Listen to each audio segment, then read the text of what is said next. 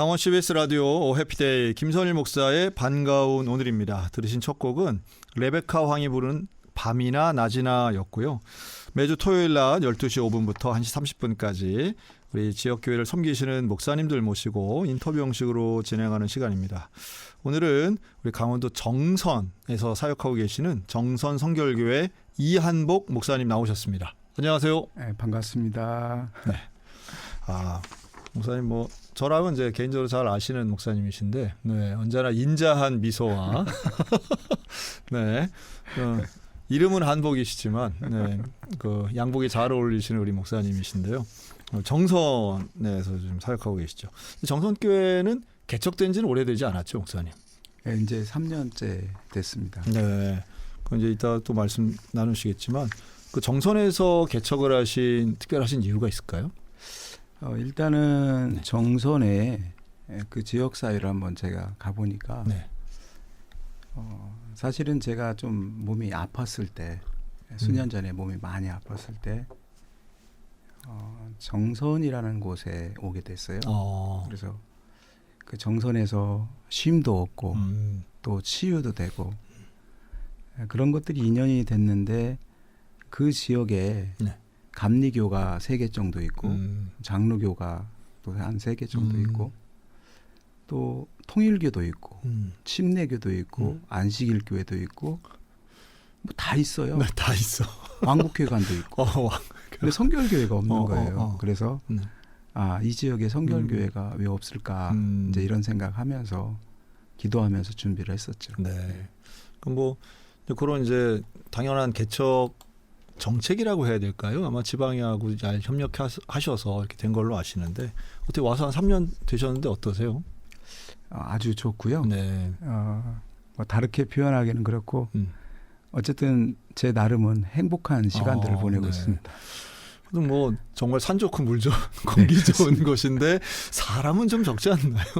정선이. 그 사람이 많은 게 중요한 게 아니니까요. 교회는 어쨌든 사람이 몇 명이다 이런 것보다는 어쨌든 그리스도의 가치, 그리스도의 말씀을 실천하는 거 이것을 늘 마음속에 사모하면서 지내고 있기 때문에 늘 행복합니다. 그 위치가 어디 있나요, 선생님? 정선 그 시외버스 터미널 바로 앞에 현대 아파트 상가에 있습니다. 네. 저는 개척 예배 때 가보긴 했는데. 그렇죠. 네, 그렇죠. 그렇습니다. 원래 목사님은 우리 강원도가 당연히 고향이 아니신데 네네. 고향과 또 집안의 본향은 또 조금 다르신 것 같아요. 네네. 네.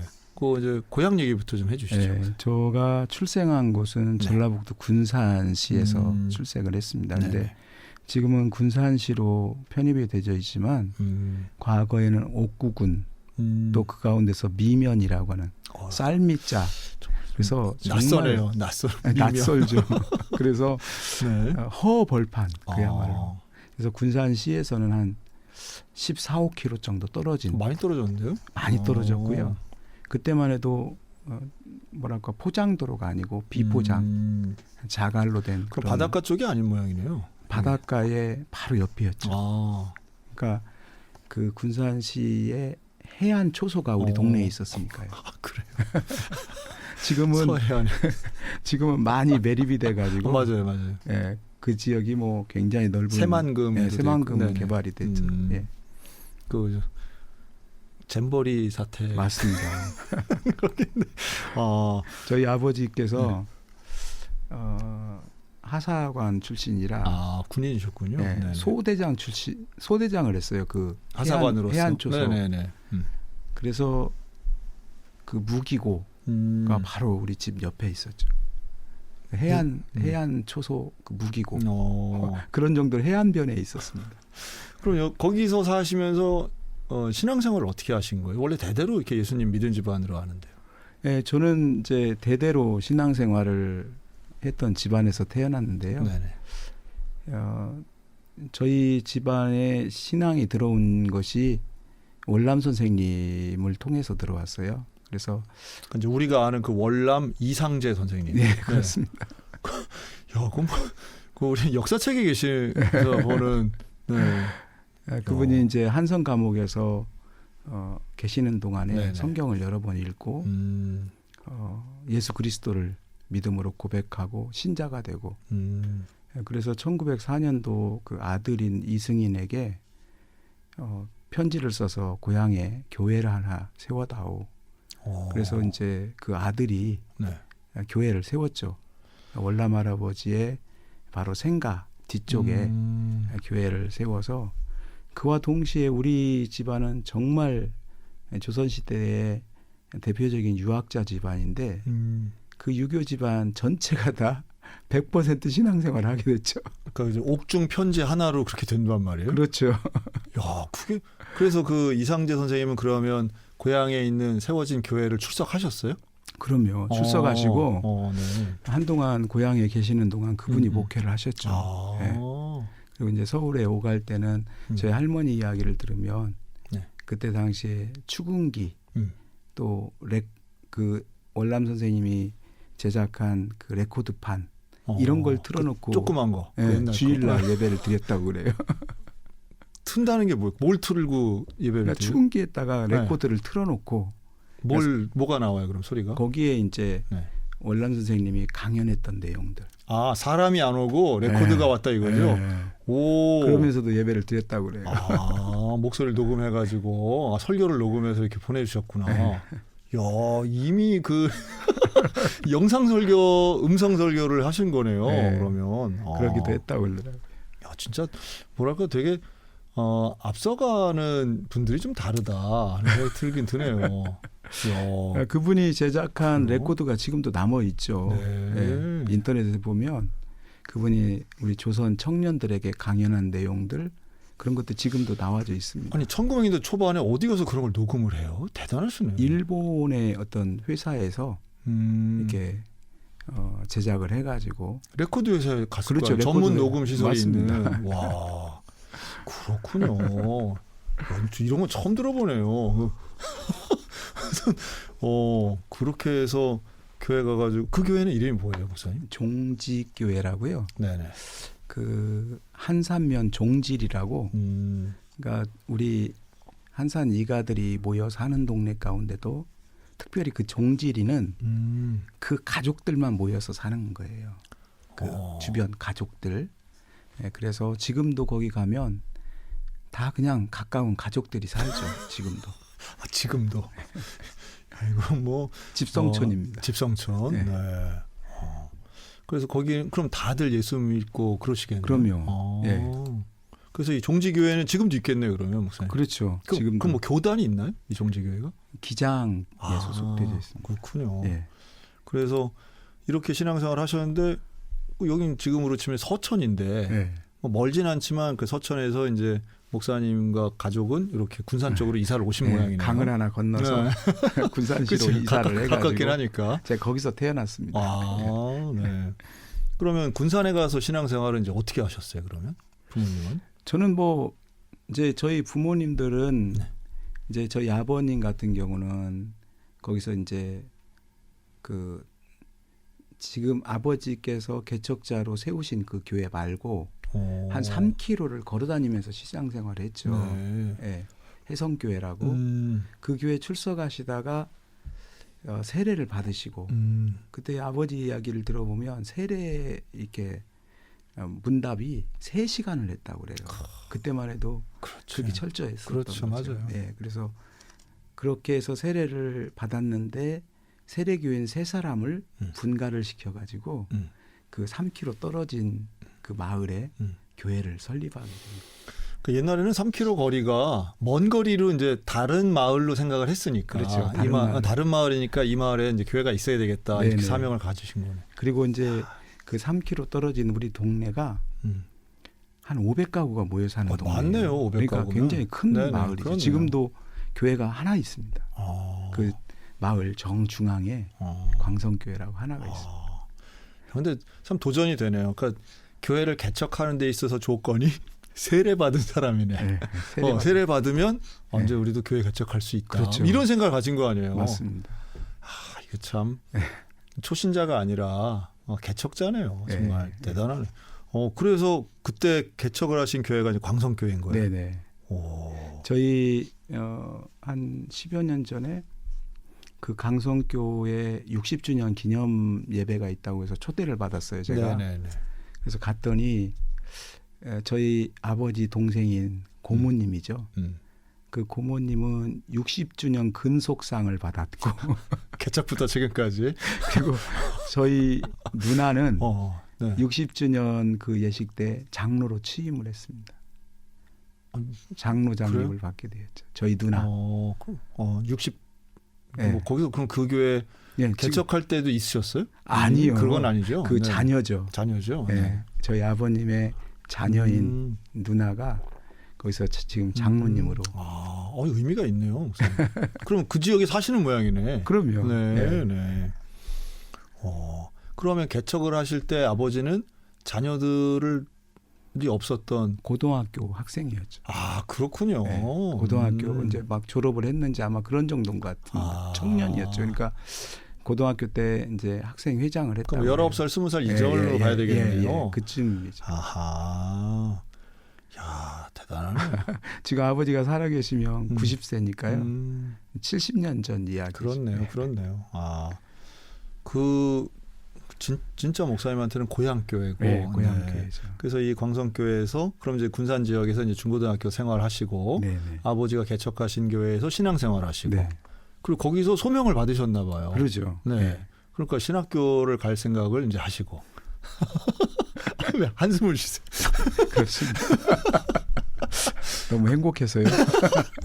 근데 그러면 이 광성교회는 교단이 어디셨어요? 기장이었어요. 근데 어떻게 네. 서울신학대학을 가셨어요? 저는 이제 사실 네.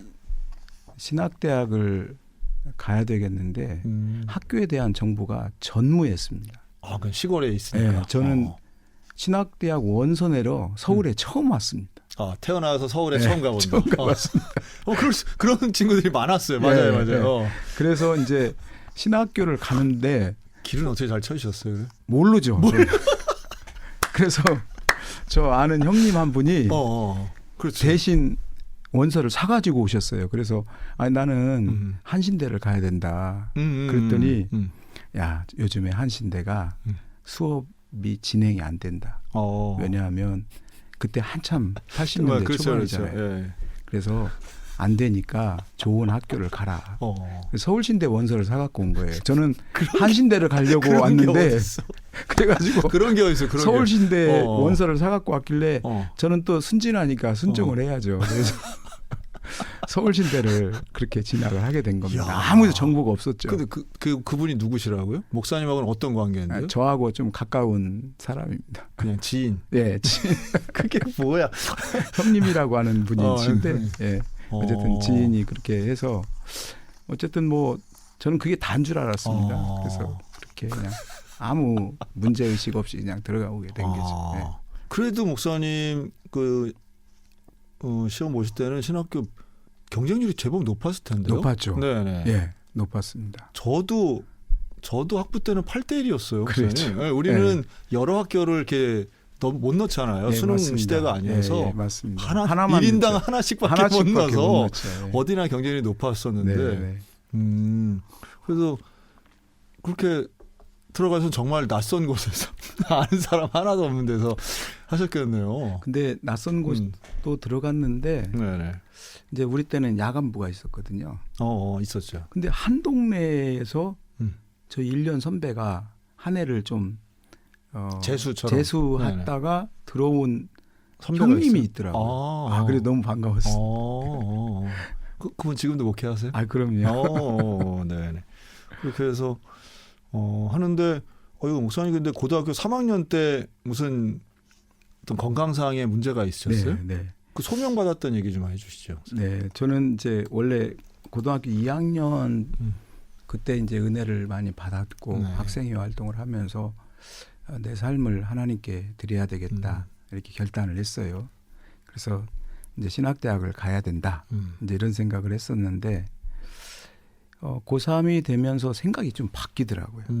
또 이제 부모님들의 기대도 있고 공부 잘하시잖아요. 그래서 이제 새벽 3시까지 전교에서 2명만 남아가지고 공부를 열심히 했어요. 근데 선생님들이 뽑은 거네요. 아무튼 1등, 2등 뽑아서 놓고 이제 니들이 우리 학교의 이제 미래다. 야, 우리 그 고등학교는 어느 고등학교였어요?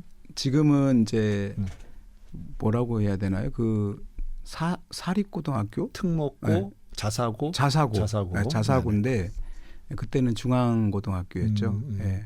지금도 중앙고등학교인데 네. 현재는 자사고가 되어져 있고 그때 중앙고등학교. 한 20명도 아니고 2명을 놓고 가르쳤다고요? 아니 그게 아니고 너무 신기하다. 저희 때는 네. 고3이 되면 네. 10시 반까지는 자율학습하고. 전체가 다 자율학습을 네, 해야 돼요. 그리고 10시 반부터 12시까지는 희망자. 근데 이제 12시부터 이제 그 친구하고 저만 둘이 남아서 새벽 3시까지 공부를 한 거예요. 누가 뭐라고 하라고 해서 그런 게 아니라. 그래서 이제 3시에 찬송을 불러가면서 그 친구랑 자취방에 갔다가 한 2시간 자고 이렇게 도시락 3개 싸가지고 다시 학교로 가고. 도시락을 누가 싸요? 싸주는 분이 있었어요. 아, 싸주는 분도 있어요? 네. 그래서 그렇게 이제 공부를 열심히 했는데 그리고 첫 번째 시험이 중간고사였어요. 5월 10일 날. 네. 중간고사 시험지를 날짜를 어떻게 기억을 해? 대단하다. 제가 5월 10일이요? 네. 왜 그러냐면 기억을 안 할 수가 없죠. 제가 시력을 잃은 날이니까. 시력을. 네. 그래서 5월 10일 날 중간고사가 이제 우리 학력고사에 맞추어서 그 시험 순서가 맞추어서 이제 진행이 되는 시험이었는데 자신이 있었죠. 공부를 열심히 했으니까. 시험지를 잡는 순간 아무것도 안 보이는 거예요. 좀 전까지 다 책 보고 그랬는데 그래서 정말 너무 많이 울었죠. 얼마나 당황스러워. 네. 선생님도 막 달려오셨어요. 왜 그러냐고. 눈이 안 보인다고. 우리 선생님이 돋보기를 가져다가 주면서 한번 이걸 껴보라고. 안 보이냐고. 전혀 안 보인다고. 그래서 저는 중간고사를 못 봤습니다. 그때 그 기억이 선명하게 있으시겠네요. 선명한 정도가 아니라 저의 일생에는 뭐 너무 분명한 거 이게 저희 학교에 전 학생들이 다 아는 사건이 됐죠. 전 학생. 네, 그래서 거짓말할 애도 아닌데. 안 될 수 거짓말할 이유도 할 없고. 수가 없죠. 그리고 저는 알 수밖에 없어요, 친구들이. 왜냐하면 제가 워낙 유명한 인사가 돼버렸으니까 그 사건 때문에. 그리고 저는 선생님들의 사랑을 극진히 받으면서. 근데 저는 좀 이해가 되는 게 저는 이제 목사님 나이 들어서 봤지만 학교 때 얼마나 모범생 중에 모범생으로 고등학교 3학년 때 같았으면 그 3년을 봤을 거 아니에요. 모범생 중에 모범생. 그리고 뭐 당연히 그랬겠죠. 선생님들이 보기에도 얘는 특별하고 얘는 정말 훌륭한 아이야. 아마 그런 평가를 받았을 거예요. 그래서 제가 한 4개월 정도? 4, 5개월을 학교를 못 나갔죠. 안 보여서? 결석 그래요? 일수가 그 정도 되면 졸업이 되겠어요. 근데 안 보여도 학교 갈 수는 있잖아요. 뭐 다른 신체가 문제가 있었나요, 목사님? 아니 안 보이니까 못 가죠. 그냥 안 보여서? 자동차에 치이면 어떻게 해요? 실제로 치여도 누가 받고. 이렇게 사람 치어도 봤다고요? 네. 어이구야. 그러니까 병원에 가야지 근데. 그래서 이제 곧바로 선생님이 빨리 병원에 가라고 그래서 병원에 갔죠. 갔더니 큰 병원으로 빨리 가시라고. 그래서 이제 큰 병원 당시에 큰 병원은 전북 대학교 병원이거든요. 우리 집에서는 한 3시간 떨어진 곳이에요. 그래서 이제 그 병원으로 가려고 하는데 좀 사연이 있습니다. 무슨 사연이냐면 저희 아버님이 이제 제가 대학교 1학년 들어가서 15일 만에 하나님 나라 가셨거든요. 그래요? 근데 아버님이 그때 암 수술을 하시고 몇 년째 이제 그 극한 고통을 당하시는 그런 가운데 있었어요. 그러니까 마지막 그 몇 달의 시간을 보내고 계셨는데 그래서 늘 이제 그 수술 부위에서는 피고름이 나오고 이러는데 누워도 제대로 못 계시는 분이 저의 손을 잡고 여기에 내가 병원에 데리고 다니겠다고. 그러니까 우리 어머님이 왜 그러시냐고 내가 건강하니까 내가 하겠다고 그랬는데 아니라고 내가 가야 된다고. 그때는 사실 아버님하고 같이 다니는 게 창피했죠.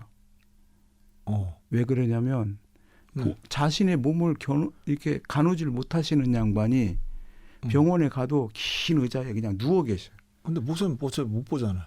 안 보였는데 뭐. 아니 그래도 기본적으로는 조금 보이는 상황이니까 글을 못 보는 상황이었으니까. 그러니까 그때 초반이었으니까요. 그래서 배를 딱 아이고야. 그 상처 부위를 보호자가 더 환자 같았구나. 병원에 가서. 환자 정도가 아니라 정말 중환자였죠. 중환자. 아이고야. 근데 아버님이 자신이 가겠다고 그때는 부끄러웠는데 지금 생각하면 아버지의 사랑은 자신의 생명을 주는 사랑이구나. 뒤늦게 그걸 깨닫게 되겠더라고요. 근데 그리고 이제 북대병원에 갔는데 이것저것 검사를 다 하더니 저한테 실명이라는 거예요. 그래요? 네, 북대에서. 근데 그 실명 판정 받기에 앞서서 우리 아버지 얘기를 좀 더 하자면 병원에 갔는데 제 순서가 됐어요. 네. 근데 간호사가 소견서를 가져왔냐고. 근데 소견서 우리는 모르고 갔거든요. 그렇지. 1차 병원을 갔다가 왔냐 이거죠. 그래서 안 된다는 거예요. 여기 3차 병원이라 소견서를 가져와야 된대. 우리 아버님이 정말 얼마나 마음이 아프셨겠어요. 그렇죠. 아들아 조금만 기다려라. 내가 갔다 오마. 그 전주에서 군산까지 그 아프신 몸으로 다녀오신 거예요. 그리고 순서가 돼서 들어갔는데 실명이라고 판정을 하는 거예요. 그러니까 저는 정말 하늘이 무너지는 경험을 했죠. 예, 그리고 거기에서 막 대성통곡을 했습니다. 그래서 진료가 아예 몇십 분 동안 진행이 못 되는 상황이었어요. 선생님 나 좀 살려달라고. 나는 공부해야 된다고.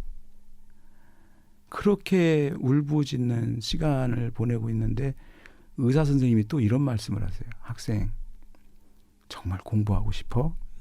그래서 그렇다고 그랬더니 그러면 지금 빛이라도 볼 수 있을 때 점자를 공부하라고. 아이쿠야. 그러니까 저는 그렇지 않아도 서러운데 이거는 위로가 아니라 정말 감당이 안 돼. 왜냐하면 이제 의사 선생님이 저한테 계속 설명을 해주는 거예요. 빛을 못 볼 때 점자를 배우려면 너무 힘들다. 그러니 그래도 좀 보일 때 점자를 공부하라고. 진정성은 있는데 정말 좀 부드러운 톤으로 잔인하게 들렸겠네요. 와. 너무 잔인했죠. 그래서 그렇네. 이게 더 복받쳐 올라가지고 더 난리가 난 거예요. 그 병원이 아주 떠나가라. 제가 울부짖고 나 좀 살려달라고 그러는데 한참 그러고 있는데 간호사님이 저한테 말을 하는 거예요. 할 수 있어요. 이건 또 뭐야? 간호사가요? 아이고야. 그래요? 할 수 있어요? 그 말씀을 하시는 거예요. 그래서 네. 제 귀가 확 열렸죠. 그래서 너무 좀 이상한데. 그 다음 말이 네네. 하나님은 할 수 있어요. 아이쿠야. 네. 아멘. 네. 그러니까 그 이야기를 듣는 순간 저는 하나님의 음성으로 들려지더라고요. 네. 저 말씀이 나에게 주시는 말씀이구나.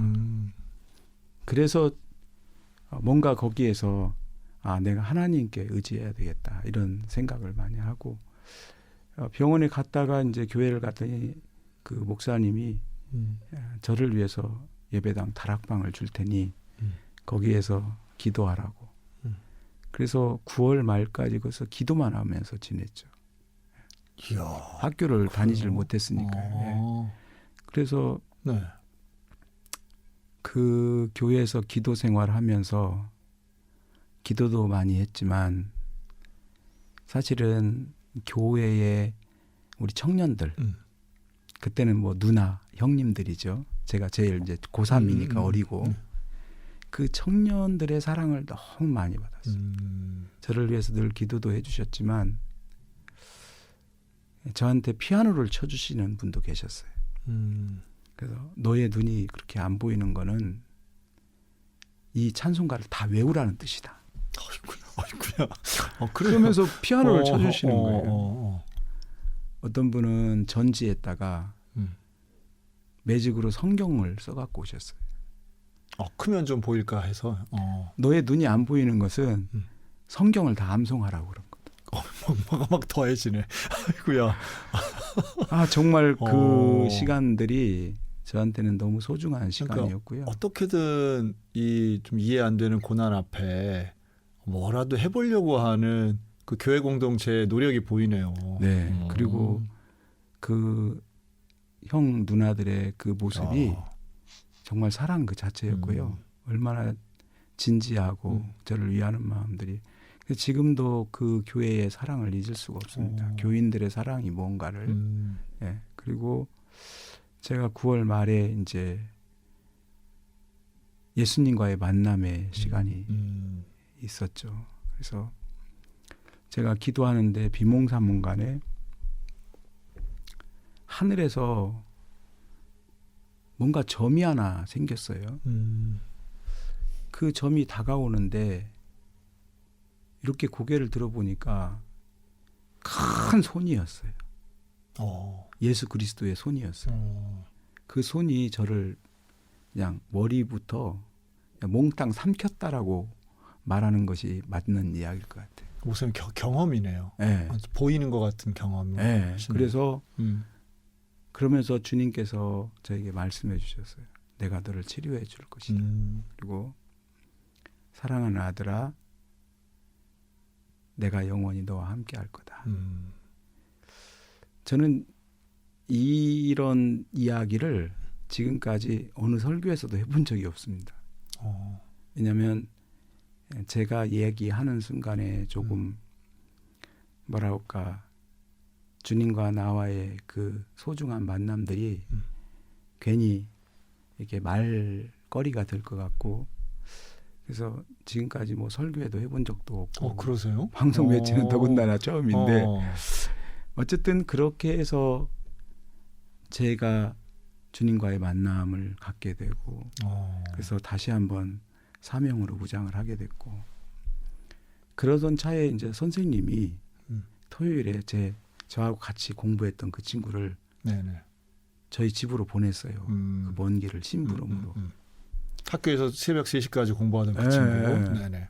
그래서 그 친구를 보내가지고 선생님이 월요일부터 오전에 4시간만 나와가지고 그냥 있다가 집에 갔으면 좋겠다고 이야기한다. 학교에 나와서 자리만 있다가. 근데 그때가 마침 제가 주님과 만남 직후였거든요. 그래서 학교에 가서 4시간 동안 있다가 집에 오고 4시간 있다 집에 오고 이제 이렇게 반복했는데, 그때 저의 시력이 주님께서 회복시켜 주신 시력이 5cm 정도. 이렇게. 그러면 겨우 글씨가 보이는 정도였어요. 다른 친구들은 뭐 선생님도 이제 제가 그 교실에 있어도 출석을 안 불러요. 워낙 오랫동안 저는 이렇게 다 알려진 거고 익히 그냥 안 오는 아이 이렇게 치부가 됐으니까, 그래서 그냥 엎드려 있으면 친구들이 오가는 소리가 들려요. 저기 이제 또 아파서 잔다. 이제 이런 얘기들이죠. 계속 자는 줄 알죠. 그런데 저는 그 4시간이 참 소중한 공부하는 시간이었어요. 예. 나름은 그렇게 하루에 4시간씩 학교에 있다가 집에 가고 이런 생활을 하다가 이제 학력고사를 봤죠. 그리고 이제 신학대학을 5cm 이렇게 해가지고 보신 거예요, 그러면? 그렇죠. 그때는 그래요? 전혀 이렇게 시력이 거의 안 나오는 상황이었죠. 이게 막 5cm 같으면 사실 한 뼘보다도 더 그냥 이렇게 엎드려 잠자는 줄 엎드려서. 알았죠. 잠자는 줄 친구들은 다 그렇게 알았죠. 야, 그랬군요. 그래서 제가 어쨌든 학교 이야기하면 책을 몇 권은 써야 될 것 같아요. 근데 지금은 시력이 그래도 안경을 쓰고 하시지만 이렇게 읽으시잖아요. 하나님의 은혜죠. 그다음에 전적인 은혜죠. 신학교 가셔서 어떻게 조금 더 좋아지셨나요? 네, 어쨌든 대입고사 보고 그리고 이제 신학대학 들어가기 전 그 좀 몇 달 기간이 있잖아요. 어떤 그 과정에 그래도 지금의 시력이 회복된 거예요. 그러세요. 네. 야, 실명 판정까지 받은 분인데 그 본인이 느끼기에 되게 신기하다. 조금씩 나아진다. 이게 느껴졌을 거 아니에요. 그럼요. 조금씩 더 보인다. 예. 어. 그래서 저는 전적으로 주님의 은혜가 아니었으면 지금 제가 있을 수가 없죠. 그러시네요. 그럼 우선 그렇게 해서 신학교 가셔가지고선 신학교 생활은 어떠셨어요? 뭐 신학교 생활은 저도 그래서 늘 고백하는 것이 네. 그런 거예요. 마치 하나님하고 나의 관계가 가느다란 실 한 가닥으로 지금 매달려져 있는 그런 나의 모습이다.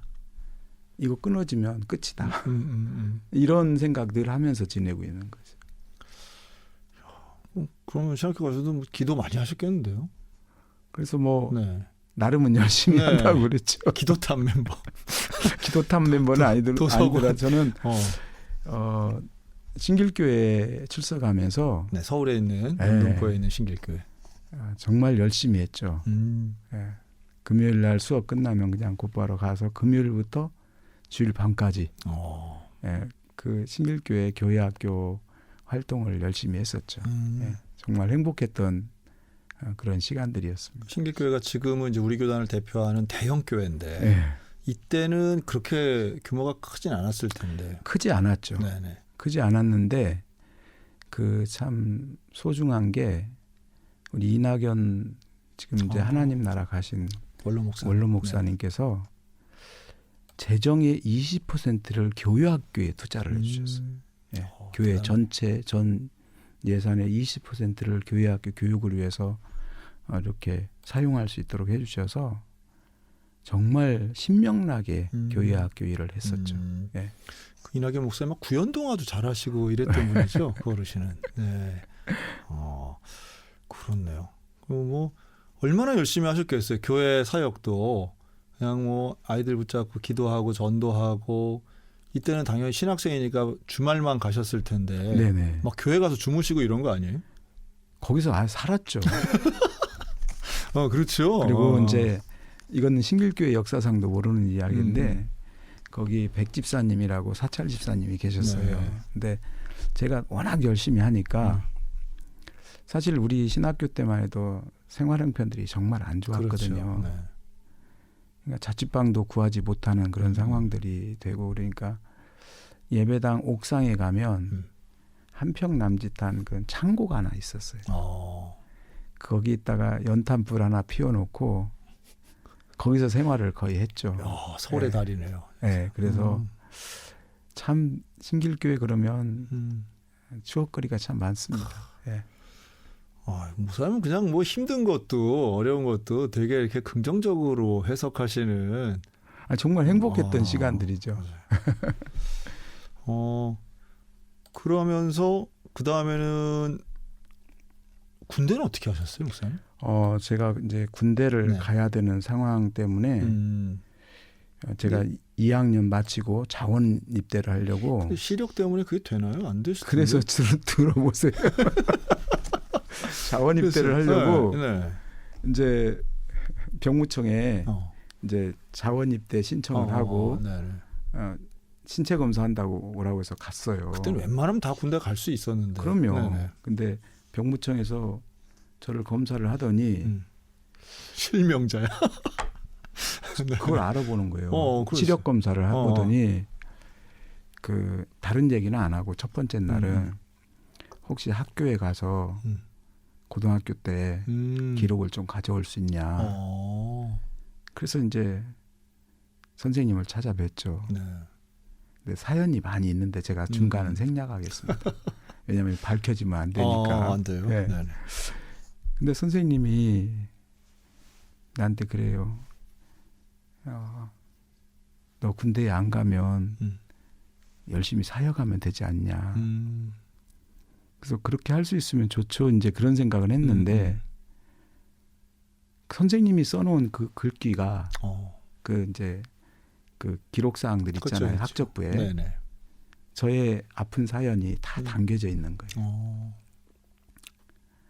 그리고 그 학적부를 보니까 행동발달 사항이라는 게 있어요. 있죠. 가나다인데 가가 제일 좋은 거예요. 올 가를 줬어요. 그래서 선생님 제가 뭘 잘했다고 이렇게 올가를 줬습니까? 그랬더니 야, 너 신학대학 보내려고 그랬지. 뭐 이런 이야기를 듣고 선생님이 그렇게 사랑으로 그 군대 가는 그 시점까지도 저에 대한 사랑이 있었고 그걸 떼가지고 갔더니 그 다음날 또 그날도 검사하고 한 번 내일 더 오래요. 3일 동안 검사를 하더니 그 판정관 앞에 가서 저 사람이 하는 대로 따라서 하래요. 그래서 판정관 앞에 갔더니 5급 그러려는 거예요. 네. 5급 그랬죠. 그게 뭐냐고 그랬더니 그냥 곧바로 민방이 그렇지. 되는 거예요. 그렇지. 네. 그래서 보충력. 제2 국민력. 국민력. 네. 그래서 저는 신의 아들이 됐습니다. 네. 가려고 자원 입대를 했습니다. 아유, 알겠습니다. 네. 그럼 다시 이제 학교로 돌아오셔서 네. 이제 학교 공부하시고 마치고 이제 졸업하고선 전도사. 네. 전도사 생활 어디서 하셨어요? 저는 처음 초임지가 전남 여수로 갔습니다. 아유. 우리나라 끝으로 간 거죠. 그래서 네. 여수에 가서 전남 전도사를 하다가 3년차 될 때 교회를 개척했죠. 여수에는 이야. 여수 성결교회라고 한 네, 교회밖에 있습니다. 없었는데 네네네.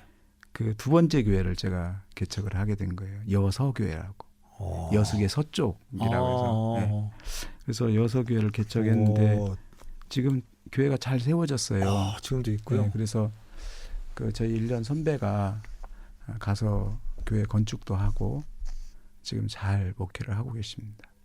여수는 보고만일도 높고 그런데 네. 그때 당시 별로 우리 선결교회가 별로 없었나 보네요. 한 교회 있었죠. 유일하게. 야, 근데 그럼 목사님 이때 도대체 몇 살에 개척을 하신 거예요? 그때가 28. 28에 네. 개척을 하시고 네. 결혼은 그때 했던 상태죠. 결혼하시고 27에 했으니까. 네. 네. 하셔가지고 네. 신혼부부가 그냥 네, 교회를 네. 개척하셔서 그렇습니다. 야 대단하네요. 그럼 거기서 목사안수 받으셨나요? 여수에서? 예, 그렇게 해서 이제 그 다음에 이제 개척 사역을 마치고 전주성결교회 부목사로 이제 가게 된 거죠. 예. 그랬다가 군산에서 이건 개척은 아니시죠? 예, 시원교회. 예. 거기는 오래된 교회입니다. 아. 예, 오래된 교회인데 그쪽에 가서 담임 목회를 하게 된 거죠. 야, 이때까지 정말 전도사 개척, 부목사 사역, 그리고 담임 목사 부임까지 예. 이렇게 어떤 면에서는 이렇게 성장하고 모두에게 인정받는 사역자로 하셨겠네요. 네. 정말 이때도 젊으신 나이인데 사실은. 예, 그렇습니다. 네. 예. 그 시온교회가 좀 특별한 교회인가 봐요. 사실은 아주 평이한 시골 마을 교회인데요. 네네. 교인들의 그런 신앙생활은 정말 탁월합니다. 저는 자부하고 지금도 시온교회 신자들, 시온교회 장로님들 그분들은 정말 대한민국 1등 신앙인들이다. 그런 생각을 지금도 하고 있습니다. 예. 역시 고향에서 아니 그런 게 좋았던 아니고요. 모양이신. 어쨌든 시온교회 설립 그 역사를 좀 이해를 해야 되는 거라 네. 시간 관계상 생략하더라도요. 네. 그분들의 그 뭐라 할까요? 교회가 이웃들을 사랑해야 된다. 그러니까 제가 가기 전부터 네네. 그런 마음들이 있었고 그 장로님 한 분이 교회를 설립하신 분 장로님 한 분이 내가 죽으면 모든 내 재산은 교회로 해달라. 아이고야. 뭐 이렇게까지 헌신하니까 그 후배 장로님들 다 그런 마음인 거예요. 그리고 거기는 권사님이 되라고 해도 싫어해요. 왜냐하면 권사님들이 해야 되는 역할이 분명히 있기 때문에 하루에 3번씩은 예배당에 오셔야 돼. 평일날도. 와야 된다고요? 네, 오셔서 예배당에? 뭔가를 해야 돼. 첫째는 새벽 기도에 참석해야 새벽 되고요. 기도. 네. 오전에 와서 뭐예요? 예배당을 둘러보고 어떤 어려움이 없는가, 목사님이 어려움이 없는가 이런 거 살피는 거예요. 살펴요. 네. 그리고 오전 시간에 오실 때 그냥 안 와요. 뭐 아침에 뭐 찌개를 끓였다 그러면 찌개를 들고 와요. 다 완전 요리를 해가지고. 아니 한두 분이 그러면 고마운데 그거 막 10명씩 막 그 갖고 그리고 오면 그래요? 저녁 시간에는 반드시 와서 또 기도를 해야 돼요. 그러니까 기도. 제가 부임하기 이전부터 그러고 있었던 이분들은 훈련이 그렇게 됐던 거예요. 네. 그래서 참 행복한 목회지였죠. 시온교회 사역. 대단하네. 그런데 그렇게 저녁에 기도하고 가시던 권사님 중에 사고 당하신 분이 있었다면서요? 네. 그 참 너무 마음 아픈 그런 일인데요. 장마철이고 비가 많이 오는 날이었는데 그 김수웅 집사님이라고 그 남편 되시는 분이 밤 9시가 넘었는데 전화가 왔어요. 그 웬일이냐고 그랬더니 권사가요 저녁 일찍 먹고 교회 갔는데 아직까지 안 와요. 예배당에서 한 300m 떨어진 집이거든요. 아직까지 안 온대요. 언제 갔는데요? 6시 못 돼서 갔대요. 이게 무슨 일이 났구나. 그래서 우산을 받쳐들고 장화를 신고 밖에를 나갔죠. 도로 주변을 막 찾고 한참 찾는데 권사님이 3m 정도 그 아래에 있는 밭에 떨어져 계신 거예요. 그 쓰러져 계시고. 네, 내려가서 그분을 만져보니까 아직도 따뜻한 온기가 있어요. 그분을 부둥켜 안고 일단 호흡기에 물이 안 들어가야 된다 이런 생각 때문에 우산을 받쳐들고 119, 112 신고를 했죠. 그래서 한참 기다리니까 와서 이제 계속 그 심폐소생술을 하면서 병원으로 이송을 했는데 결국에는 그분이 하나님 나라를 가신 거예요. 돌아가셨군요. 네. 이 뺑소니 때문에 그런 거예요. 아이고야. 그 마을 주민이었는데 이제 경황이 없으니까 그 사람도 놀래서 도망을 갔겠죠. 그래가지고 이제 특별수사본부가 꾸려지고 금방 잡더구만요. 그 사람. 아주 그래요? 과학적인 수사가 대단하더라고요. 근데 그날 밤 제가 새벽 3시까지 병원에 있다가 이제 돌아와서 많이 울었죠. 울면서 너무 마음도 아프고 그래서 대통령한테 이제 편지를 썼어요. 대통령이요? 노무현 대통령한테 제가 할 수 있는 일이 별로 없어서. 하여튼 그 밤에 이제 막 생각하고 고민하다가 이제 울다가 뭐라도 해야 되겠다 이런 마음이었어요. 그래서 왜냐하면은 그 마을에 수건 사업이 있었어요. 왜냐하면 그 마을에서 뺑소니가 이게 이제 군산시에서 논산 쪽으로 빠져나가는 유일한 도로예요. 익산에서 또 논산 강경 쪽으로 가는데 그 삼거리에 합쳐지는 지방도였거든요. 당시에는 교통 그 도로가 없어서 유일한 두 도시에 빠져나가는 도로예요. 그런데 인도가 없어요. 그래서 그 우리 교인들이 무당단을 해야만 되는 그런 많이 돌아가셨어. 아이고야, 그렇구나. 구조적인 문제가 있군요. 네, 한 집에 두 사람이 돌아가신 적도 있어요. 몇 년 차이로 형제간에. 그런 정도로 사고가 빈번한 지역인데도 인도가 없는 거예요. 제가 이제 그런 마음 아픈 사연을 이제 대통령한테 보냈죠. 그랬더니 며칠 있으니까 청와대에서 연락 왔어요. 그래서 뭘 도와주면 되겠느냐고. 그래서 제가 3가지를 요청했습니다. 이 마을을 지키는 분들이 다 노인분들이신데 걸어 다닐 수 있는 인도가 없습니다. 인도를 만들어 주세요. 그리고 2번째는 고속주행 방지턱을 만들어 주세요. 그 마을에 30년 동안 진정을 했는데도 안 되는 거예요. 이게 지방도를 끊으려면 지도에 표시가 돼야 된대요. 그래서 그 고속 방지턱이 지방도는 손을 대기 어렵다는 거예요. 사람은 죽어가는데도 그 규정상 그게 안 된다고 그래가지고 근데 제가 진정을 그렇게 했죠. 고속 방지턱을 만들어주세요. 또 하나는 마을을 빙 둘러서 그 상거리 지역이 한 3km 원으로 그린다면 그 지역에 방범등을 설치해 주세요. 3가지를 요청했는데 알았다고. 그래서 몇 개월 동안 작업을 해서 그 제가 요청한 내용을 다 들어주셨죠. 아유, 할렐루야. 네. 큰일 나셨네요. 네, 그래서 지금도 그 동네 사람들은 그 일들에 대해서 참 나름 자기들의 수건 사업을 해결해 주셨다 그렇게 생각들을 하시죠. 그러니까 좀 당연히 사고 나고 이런 거나 마음 아프지만 그걸 통해서 더 안전한 지역이 되게 한 거는 참 지혜롭고 네. 그리고 그 중심에 목사님 계셨네. 교회가 그런 어떤 마을의 문제를 해결하는 건 참 대단한 일을 하셨네요. 네네. 지금도 지난 한 2주 전에 우리 후배 목사님 결혼식 때문에 갔는데 그 목사님이 와서 꼭 차 한 잔 드시고 가라서 그 교회를 갔어요. 네. 예배당 그 앞쪽에 큰 도로변에 방지턱이 2군데 딱 설치되어 있는 것을 제가 보고 왔습니다. 아, 이한복 방지턱.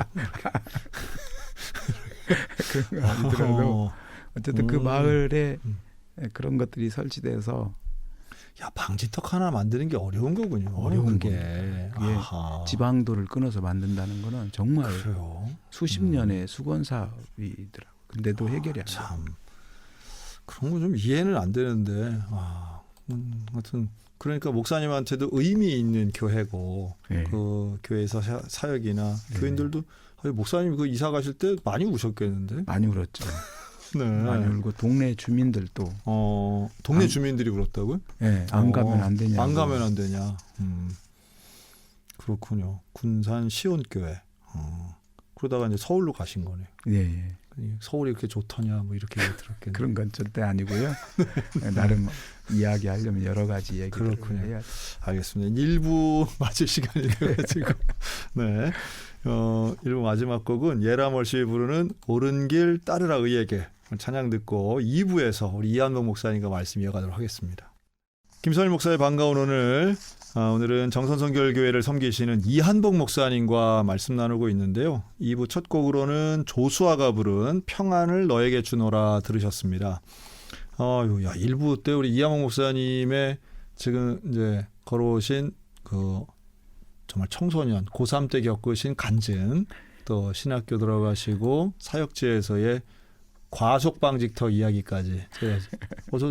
저도 목사님 오래 알았는데 이런 얘기 처음 듣는 얘기 너무 좀 역시 목사님들이 그냥 되시는 게 아니에요. 그런데 이한복 목사님은 사실은 저희 교단에서는 교회사 전문가 또 역사 전문가로 저희들이 많이 알고 있거든요. 목사님 이걸로 학위도 받으셨죠? 네. 그 학위 받으실 때 썼던 그 논문 제목이 뭐였어요, 목사님? 한국 성결교회 형성에 대한 연구였죠. 그렇죠. 형성에 관한 연구. 그리고 이제 어느 교회든지 뭐 예를 들어 100년사를 쓴다, 뭐 70년사를 쓴다 이럴 때도 많이 도와주셨죠. 네. 그리고 이런 교회사 집필하는 가장 우리 교단에서는 전문가신데 어떻게 이렇게 교단이나 교회 역사에 관심을 갖게 되셨어요, 목사님? 뭐 관심을 갖게 된 것은 길죠. 벌써 우리가 신학교 입학한 지가 40년이 넘었으니까요. 네. 그 신학교 때부터의 그 고민들의 축적이라고 봐야 되겠죠. 그리고 역사가 참 중요하다. 80년대를 살아온 이제 그런 학번이니까. 네. 그래서 당시에는 사실은 일반 대학에서도 역사학과를 들어가는 건 굉장히 공부를 잘하는 사람들이 가는 거였어요. 인문학 쪽에. 맞습니다. 요즘에는 인문학이 인기가 없어졌는데 어쨌든 그 역사에 늘 관심이 많이 있었죠. 그럼 이제 그냥 조금만 생각해봐도 불과 100년 전 우리 한국에 쓰였던 대부분의 저술이나 출판물들은 다 한자였잖아요. 네네. 그러니까 한자를 모르고서는 이 원소스에 접근이 안 될 텐데 그렇잖아요. 그거 목사님 어떻게 한자 많이 잘하세요? 제가 그 몇 년 전에요. 어느 교회 그러니까 동기 목사님 지용구 목사님 교회 얘기인데요. 네, 함열 100년사 쓸 때 저한테 당회록을 좀 해독을 해달라고. 그렇죠. 그런 거예요. 100년 된 교회는 다 한자예요. 한자로 써져 맞아요. 있으니까. 네네. 근데 제가 평생 학원이라고 비슷하게 다녀본 게 한 번 있는데요. 네. 그게 뭐냐면 감이 좀 오는 것 같은데. 5학년, 6학년 때 초등학교 천자문을 배우러 다녔습니다. 서당 아닌가요? 서당을 다녔죠. 그렇죠. 네. 그 서당에서 천자문 배워서 그래서 한자에 대한 어려움은 크게 없습니다. 그래서 제가 이제 언제 그걸 써먹지 그랬는데 다 예비하심이 있더라고요. 그래서 그렇네요. 역사를 공부하면 굉장히 유용하게 그렇죠. 특히 일제강점기의 기록들이 다 한자로 되어 있으니까 그 한자는 네. 글자를 아는 것도 중요하지만 네, 여러 개 의미. 글자가 있을 때 이거를 네. 의미를 아는 건 더 네. 그게 진짜 어려운 거잖아요. 그렇죠. 예. 사서삼경 막 논어 이런 것도 읽으신 거 아니에요? 뭐? 아닙니다. 어. 2년 동안 대단하시네. 예, 서당방 다닌 게 많이 도움이 됐습니다. 네. 천지연화. 그런데 그거 그래서 그걸 그 아는 거하고 또 그걸 읽어서 네. 해독하고 그거를 또 시대순으로 배열하고 네. 이렇게 하는 작업은 원래 일단은 책도 별로 없잖아요. 그래서 전혀 전무하고요. 네, 그거 그래서 어디 가서 찾아요? 그래서 그 자료 분석만 한 7년 이상 했던 것 같아요. 예. 그러니까 그 제가 그 북한 성결교회사 책을 쓸 때 네. 출판사에서도 우리 놀란 것이 아니 이런 자료들을 어떻게 그렇지. 이렇게 정리를 했느냐고. 맞아요. 그래서 그분들이 제가 비용 하나도 안 들게 그래서 기독서유에서 발행을 해주신 거죠. 네. 저희도 와, 책구는 좀 대단하시다. 그리고 이런 1900년대 막 10년, 20년 이런 때에 주보 하나 보기도 아마 쉽지 않았을 텐데 이런 걸 정리하시고 마치 사명자처럼 그러면서도 역사학자의 그 날카로움이 있으시잖아요, 목사님. 그냥 이렇게 전에 들려오는 전설 같은 얘기를 쓰는 게 아니라 자료에 근거한 역사학도의 입장에서 교회사를 정리하셨으니까 이게 되게 의미가 있는 거잖아요. 저는 그 책을 쓰면서 자료 근거를 못 찾는 그런 이야기는 단 한 단어도 안 썼습니다. 그게 저의 이제 늘 역사는 그러해야 된다라는 생각을 하고 있으니까요. 예. 그 팩트만을 보려고 노력을 많이 했죠. 자, 그러면 이제 우리가 설교에서 들어서 이제 익숙한 아름다운 이야기들 있잖아요. 기적의 이야기, 막 아름다운 이야기 이런 게 실제 역사에선 조금 차이가 나는 것들도 좀 있을 것 같은데요. 아닙니다. 그거는 그렇진 않아요? 그거는 신앙의 영역은 성경의 말씀은 하나님의 말씀인데. 성경 말고 이렇게 한국 교회사에 이렇게 전설같이 내려오는 얘기들 있잖아요. 한국 교회사예요. 네. 그거는 정말 좀 안 맞는 이야기들이 많죠. 그런 건 정말 많죠. 네, 뭐 그런 게 이게 참 그렇죠. 뭐 누군 봤다는데도 뭐 기록은 좀 다르게 얘기하고 전혀 다르죠. 네. 그럴 때는 좀 곤란하신 상황도 있을 것 같아요. 네, 많이 있습니다. 그래서 진실을 말한다는 게 굉장한 용기가 필요합니다. 그래서 지금 어차피 다 은혜 받고 있는데 뭐 굳이 이걸 또 뭐 사실은 안 그랬습니다. 맞습니다. 뭐 이렇게 할 필요는 없겠다는 생각도 들기는 하는데 그러면서 교회 역사를 통해서도 잘 기록하고 보존하시는 이런 일들 앞으로 또 하셨던 일들 중에 기억나는 게 있으면 좀 말씀해 주세요, 목사님. 어떤 그러니까 교단이나 아니면 개교의 역사나 이런 거 하시면서 쓰시면서 되게 많으셨을 것 같은데.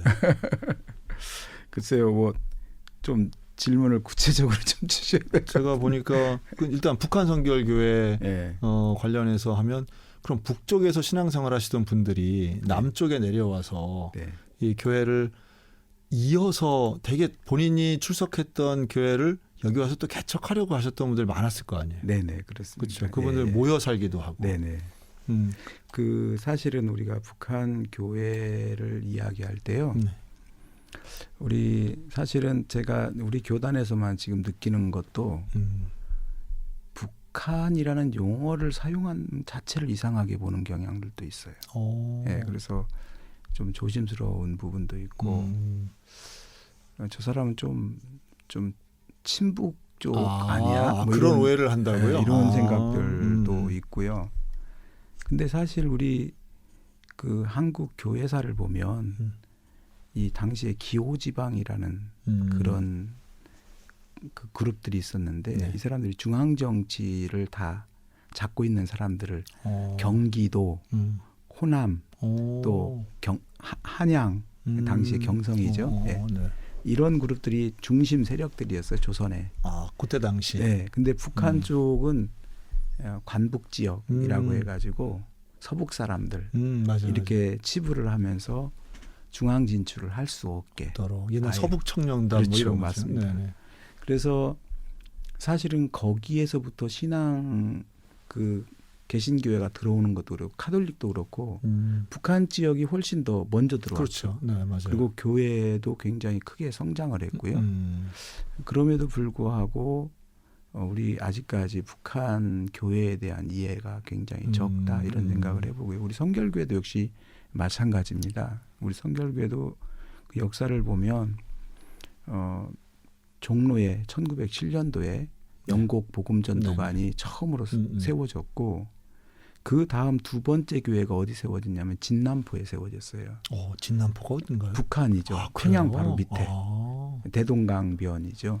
그리고 그럼 정빈 목사님이 거기 가서 세우신 거예요. 네, 그리고 그 다음에 세워진 지역이 개성에 세워진 겁니다. 그러니까 그래요? 남한 쪽의 전도 활동 이전에 북한 지역에 대한 관심이 많이 있었다는 거죠. 그도 그럴 것이 정빈, 김상중, 이장하, 또 원세성, 또 각재근 당시에 대부분의 사람들이 북한 출신들이 많았어요. 그렇죠. 그래서 1930년대까지만 해도 북한 지역 출신 목회자들이 성결교회 한 70% 정도가 됐어요. 그랬군요. 예. 그러니까 우리가 북한 성결교회사를 좀 조명해 본다는 것이 굉장히 의미가 그렇네요. 있고 또 그들의 사역 속에서 오늘 우리 시대에 어떤 교훈을 얻어야 될까 이런 것들이 참 소중한 것들인데도 제가 북한 성결교회사 쓰기 전에 이제 그런 것들이 전혀 드러나지를 않았었죠. 예. 지금은 어떤 연구하세요, 목사님? 지금은 이제 우리 성결교회 선교사가 아직 안 나왔어요.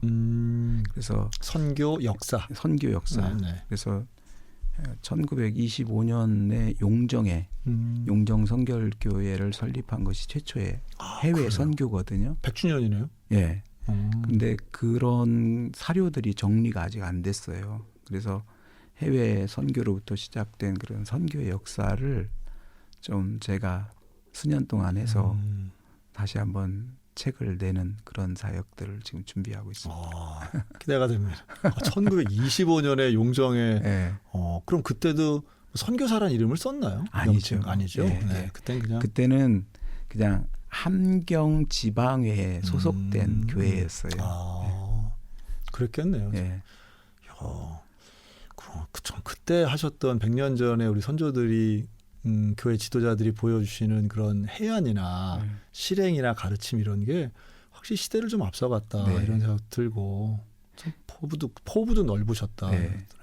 그리고 이제 북한 지역 그 전도 활동을 보면 우리 성결교회가 오지 전도라고 하는 것을 늘 많이 강조를 했거든요. 그래서 그 분포도를 보면 북한의 전 지역에 골고루 분포가 되어 있습니다. 그러니까 다른 교파의 교회가 없는 지역을 일부러 찾아가서 오지에 가서 그 예를 들면 삼수, 갑산 이런 얘기 하잖아요. 네네네. 삼수, 갑산 이야기는 가장 사람이 생활할 수 없는 지역, 사람 못 사는 지역을 산수갑산이라고 표현하거든요. 그런 거예요? 네. 근데 이제 개마고원 네네. 그 내륙 쪽에 있는 삼수군, 갑산군 뭐 이런 지역이에요. 거기 진짜로 삼수군 이런 예, 거예요? 예, 예. 그 중앙에 개운성 교회가 세워집니다. 나 금수강산 이런 거랑 비슷한 줄 알았어요. 삼수감사는 금수강산하고는 좀 반대네요. 개념으로 이해를 해요. 그렇군요. 네. 그런 곳까지 그리고 온성을 비롯해서 온성이 어디 있냐면 두만강하고 압록강하고 이게 경계 부분이에요. 그리고 경운군이라고 있는데 거기는 아오지탄강으로 알려진 그 지역에도 4개 교회가 설립이 됐어요. 그러니까 오지 지역에 가서 이렇게 전도 활동을 했던 우리 믿음의 선배들의 그런 교훈들을 우리가 앞으로 잘 이어가야 되겠다. 맞네. 교회는 전도 분위가 돼야 된다. 이제 이런 생각을 많이 하게 되죠. 그렇죠. 그래서 지금 오지 중에 하나인 정선의 개척을 하셔가지고 저도 이제 그런 나름의 그 영성을 좀 이어받아 보자 이제 그런 마음이죠. 그렇죠. 그러니까 뭐 깊은 곳에 가서 많은 물고기를 건지는 분들도 있어야 되지만 네, 맞습니다. 네. 한 마리 남아 있는 맞습니다. 한 영혼이 있는 곳에도 우리는 네네. 있어야 되는 거니까. 네네. 네. 아이고 그래도 어쨌든 지금의 목사님은 이제 개척교회 목사님이잖아요. 네, 그렇죠. 네. 그래서 뭐 연구도 하시고 저술도 하시고 하시겠지만 앞으로의 목회 계획은 어떠세요? 일단은 그 지금까지 제가 우리 교회가 어떤 역할을 해야 될까를 하나님께 계속 기도하면서 질문을 하고 있습니다. 그래서 네네. 하나님께서 우리 교회가 쓰임 받을 일들을 말씀해 주시기를 간구하고 있고요. 일단은 제가 그 정선을 알게 된 것이 어떤 제가 너무 몸이 아팠을 때 알게 되었고, 그래서 이 정선이라는 지역이 우리 강원도 전체가 그렇습니다. 뭐 자연환경이 좋잖아요. 네, 그럼요. 그 자연환경 좋은 것을 통해서 사람들에게 좀 쉬게 할 수 있는 공간을 마련했으면 좋겠다. 그래서 제가 수년 전에 그 비닐하우스를 하나 쳐놨습니다. 비닐하우스요? 네. 네. 쉴 수 있는 비닐하우스입니다. 네. 그래서 그 내부에 그 생활하기에 전혀 지장이 없는 쉼의 공간을 하나 만들었는데, 아는 분들은 가끔 와서 그냥 많이 자고 또 정말 쉬고 개인 기도하고 네, 가고 네. 많이들 그러고 있습니다. 근데 그런 사역을 좀 더 체계적으로 좀 했으면 좋겠다. 좋은 환경이 있으니까 이제 그런 생각을 하고 있고요. 지금 우리 사회가 교회에 무엇을 요청하고 있을까? 이제 이런 고민들을 해봐요. 그래서 과거 같으면 교회가 해야 될 일들이 참 많이 있었습니다.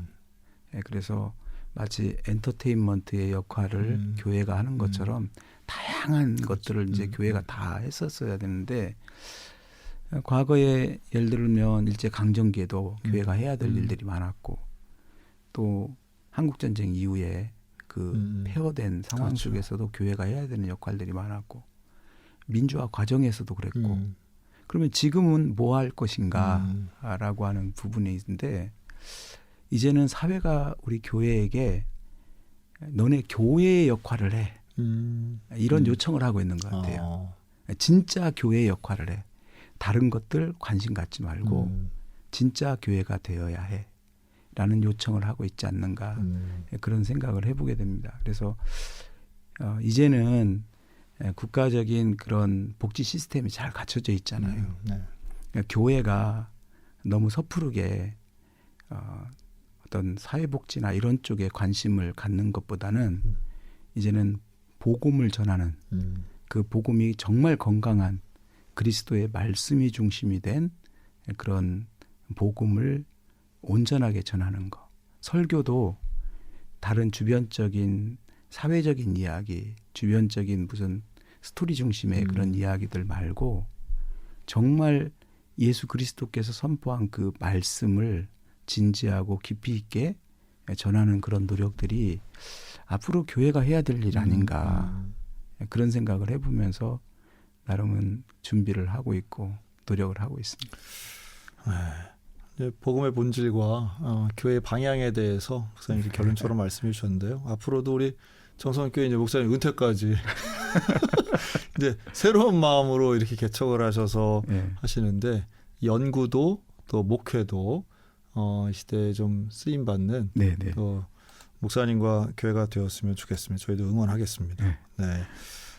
오늘 마지막 곡으로는 어노인팅이 부르는 주님 큰 영광 받으소서 이 찬양 들으면서 우리 이한복 목사님과 인사 나누도록 하겠습니다. 목사님 나와주셔서 감사합니다. 감사합니다. 감사합니다. 감사합니다.